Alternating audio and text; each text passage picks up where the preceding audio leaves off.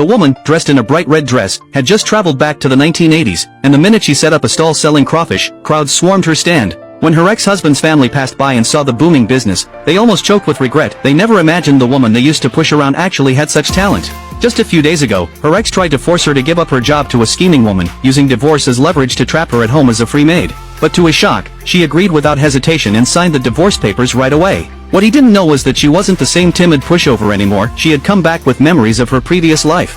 In that last life, she slaved away for her family, only to end up sick and betrayed by her husband and that scheming woman. After being kicked out, she discovered the boy she had raised with all her love wasn't even her own, he was theirs. And her real daughter?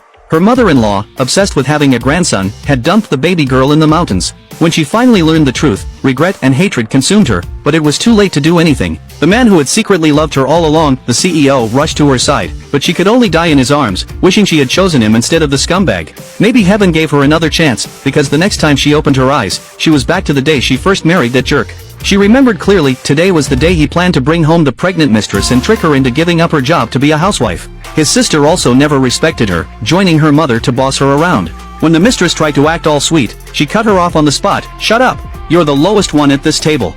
Her husband blew up immediately, furious that she dared insult his precious woman, and once again used his favorite threat, divorce. But this time, she agreed without even blinking. That floored him. Before, whenever he mentioned divorce, she'd break down, beg, even kneel. But now, she just grabbed the papers, signed, and stamped her handprint. Seeing her so decisive left everyone stunned. The mistress quickly tried to spin it, saying she must have another man outside. Before she could finish, a sharp slap landed across her face, followed by a storm of insults. When the mistress tried to fight back, she got smacked again. "That's what you get, you ungrateful bitch." Her husband rushed to shield the mistress, scolding her for hitting a pregnant woman. But she shot back that she already knew all their dirty secrets and declared she was cutting ties for good. Then she turned and walked away, finally free of the family that had sucked her dry. At first, she had no job and wandered the streets, racking her brain for ways to make money. That's when she ran into the CEO's sister. In her past life, they had been best friends, but she had drifted away because of her ex-husband's lies. Her friend looked at her with tears in her eyes, saying she'd heard about the divorce and was worried sick. In truth, the CEO had sent her to check on her.